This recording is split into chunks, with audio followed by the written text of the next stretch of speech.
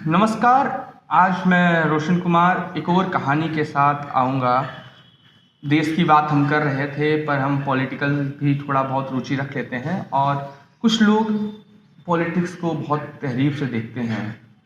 एक ऐसी नेता के बारे में आपसे बात करूँगा जिस पर कई लांछन लगे, हंसी मजाक पे लांछन लगे और 2019 के बाद धीरे धीरे उन्होंने इस्तीफा देने के बाद धीरे धीरे बोलने लगे कांग्रेस में नया एक अध्यक्ष आएगा। राहुल गांधी की बात कर रहा हूँ। और राहुल गांधी के बारे में बात करने का कारण यही है कि राहुल गांधी 2019 में नैतिक जिम्मेदारी लेते हुए उन्होंने इस्तीफा दे दिया था अध्यक्ष पद से।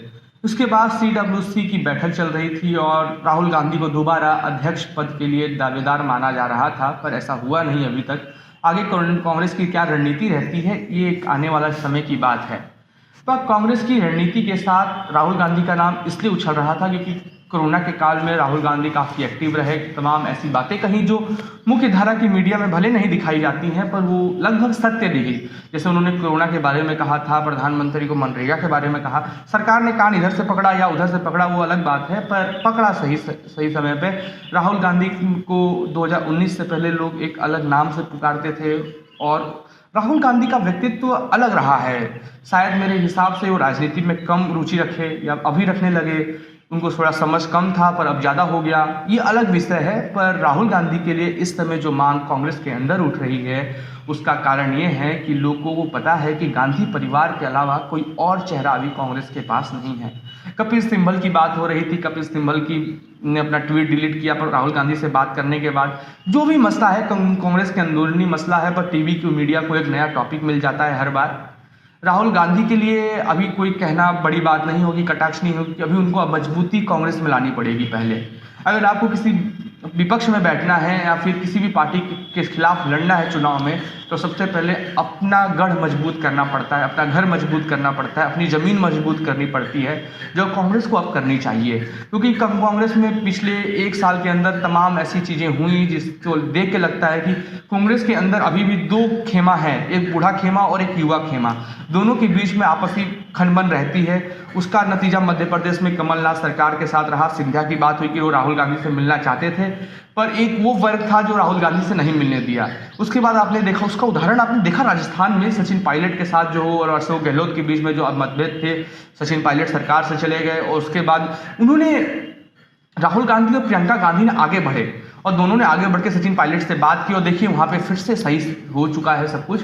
तो मेरे हिसाब से राहुल गांधी को दोबारा अध्यक्ष पद का उम्मीदवार हो जाना चाहिए कांग्रेस की तरफ से, क्योंकि कांग्रेस अभी अंदर ही अंदर 2 चीज़ों में जूझ रही है। एक है जो बुजुर्ग नेता है, वहाँ के अनुभवी नेता है, और एक युवा जो नेता है उनके बीच में। सिंधिया के साथ जो हुआ, सबको पता है कि सिंधिया ने आरोप लगाया कि राहुल गांधी से मुझे मिलने नहीं दिया गया, यही कारण है कि मैंने पार्टी छोड़ी। ठीक है, सिंधिया का अपना एक मत था, उन्होंने छोड़ी पार्टी, उतना ये तर्क दिया। सचिन पायलट के साथ हुआ, पर राहुल गांधी ने जैसे अपना अध्यक्ष पद ना होते हुए भी तमाम उसमें भी आरोप लग रहे थे कि अध्यक्ष नहीं है, तो ये कैसे निर्णय ले रहे हैं, महासचिव के पास इतना निर्णय लेने का अधिकार कब से आ गया।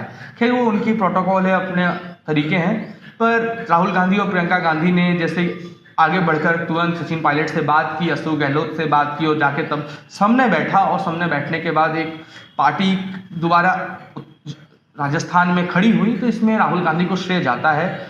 और ये राहुल गांधी के बारे में किस्सा कहने का कारण यही है कि राहुल गांधी कई बार मजाक के पात्र बने हैं। एक प्रधानमंत्री से गोली लगाने का लोग संसद भवन के अंदर, और उसके बाद तमाम अपने फटे हुए पॉकेट को देखते हुए, इस चीज़ को देखना चाहिए राहुल गांधी को। और राहुल गांधी आगे के लिए, नेतृत्व के लिए पहले अपने संगठन को मजबूत करें। ये हमारा व्यक्तित्व इसलिए है क्योंकि अपोजिशन में बैठा हुआ व्यक्ति तभी मजबूत होगा जब उसका संगठन मजबूत होता है। और आज के डेट में उनके विधायक जो हैं शायद उनसे मिलने नहीं दिया जाता, या फिर बड़े नेता उनसे मिलने नहीं दे रहे हैं। इस चक्कर में, खनबन के चक्कर में मणिपुर में भी कई विधायक वहाँ के चले गए।